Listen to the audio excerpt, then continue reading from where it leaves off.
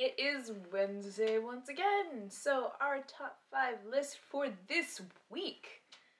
Top 5 books / series that we would like to see turned into a TV show. And this was a lot of fun. All the things that we read that were just like, no, that would never work. A movie would not do this justice.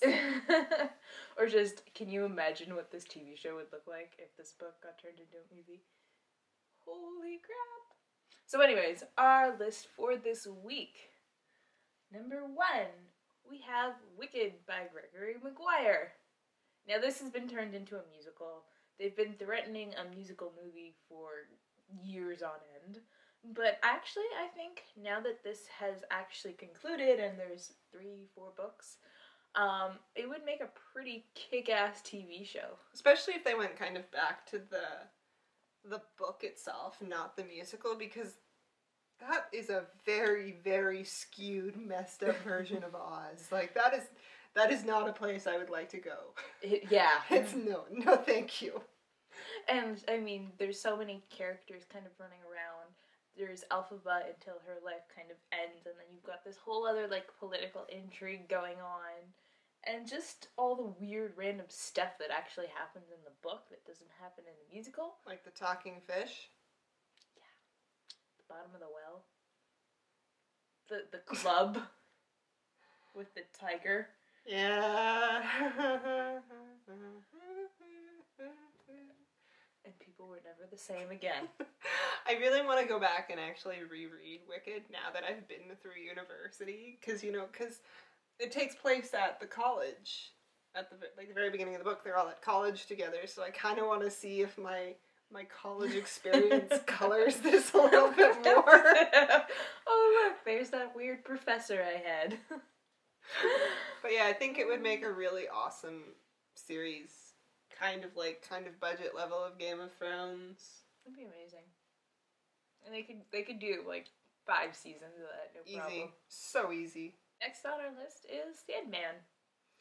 So they're making Sandman into a movie, and Joseph Gordon-Levitt is helming it, and I was thinking about this topic when I was busing over to Chelsea's, and I was just getting very, very sad on the bus, because it's such an intense world in Sandman that if they were going to do it in a movie, so much is going to be cut. Like, so much. And, like, the one thing that I was trying to wrap my brain around is, like, the main character Morpheus, he appears differently to different people. Mm-hmm. So, like, there's, like, the main art for him, the, like, really, really tall guy with crazy hair and, gaunt face. Kind of looks like Neil Gaiman. Just gonna say Howard Stern. It's like if you put Howard Stern and Neil Gaiman into a blender. Yeah. And then, yeah.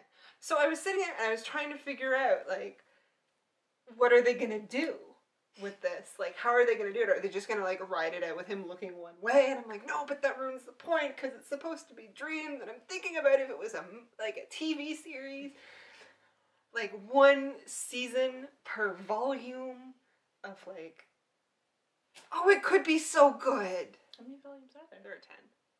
Like, there are definitely some that you can, like, condense into, like, 2 seasons, or one season. Like put 3 books into 2 seasons. Like, it's doable. It's, but there's so many, like, other side stories and other characters running around, like, Oberyn and Loki and friggin', like, who's the guy with the pumpkin head, whose name I'm, like, blanking on, and the guy who can't die, I like him. His story is great. He just keeps living. I love Sandman so much. Okay, so would make a good TV show, is what you're saying. It would make a very good TV show, and I would watch it. Okay. Next on our list is A Great and Terrible Beauty by Libba Bray. And we kind of, like, went through the entire Libba Bray body of works in our heads, and we're like, what would work best? And we thought about Beauty Queens, and we're like, maybe as a movie that's done as a TV show. That was her idea. And, I have a plan. I'm gonna do it. This is my goal. I'm gonna do Beauty Queens. But we decided on A Great and Terrible Beauty because that could be, like, a really cool atmospheric, like, Victorian TV show. And then you've got, like, the intrigue because you've got, like, all the sci-fi fantasy elements that kind of creep their way into the actual story. And you could, like, so color scheme it, like, have, like, the boarding school in real life, like, these certain color tones, and then, like, the fairy, like, other world, like, these certain color tones. And then you've got, like, all the fashion, and, like, almost, like, Jade Austen kind of, like, interactions with each other with, like, a political kind of commentary underneath. Oh, it could be excellent. So, yeah. This list is making me very sad. Hopefully somebody in Hollywood is listening and is like, yes, give me more. Tell me more. Next on my list, especially, is The Gentleman Bastard sequence by Scott Lynch. And I have been reading this and crying just because it is so freaking good. All the twists, it never goes exactly where you think it's going to go.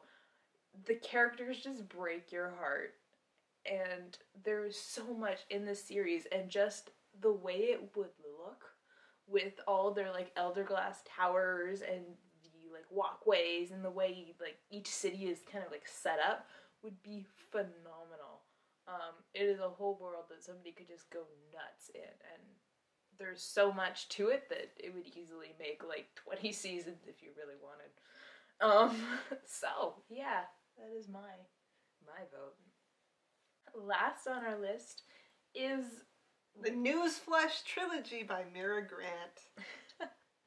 And now this would make a very, very cool addition to our kind of, like, Walking Dead-esque phenomenon, craze thing that's been going around, because there is a world, yes, that has been living with the zombies, but it's not about how they survive, because people have figured out how you survive, but it is a world that is very changed because of our method of survival, and all the secrets, and all, it's more people-focused than zombie-focused. All of the ways to, like, stop the spread of infection, and how, like, you know, people are afraid. Like, if you go to a restaurant and you are eating on the patio, you're, like, a badass. You're taking your life into your own hands.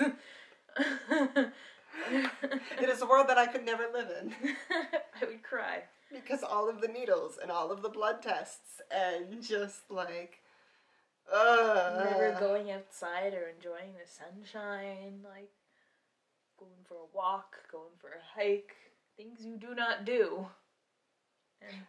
But it would make an awesome TV series, especially the first book, as, like, a good solid season. How the two characters, Sean and George, are following the political campaign. Like, it would have the option that you get to see this whole, like, changed United States as they travel around, and it would be so cool. And just, yeah, and then you've got, like, this whole, like, run for presidency, which could look startlingly like what we see today, right? And, like, the political candidates could be there's just so much to work with that kind of was in her book, but somebody could pull to the extreme out on a TV show, and it would be so good. I just got slightly distracted thinking about a crossover of Feed and House of Cards. So I'm back. It's a whole other ballgame, huh? But what I think I mean by that is, hey, Netflix! Take it. Take it! If you have not read Feed, go read Feed. Watch our review. Yay! So anyways, that was our top 5 list for this week. Anything else that we've missed, glaringly obvious? Yeah, we had, like, a few obvious ones that we kind of checked out the window. Yeah, like Angel Sanctuary, Cabal, Kingdom of Little Wombs. HBO, take that one, please.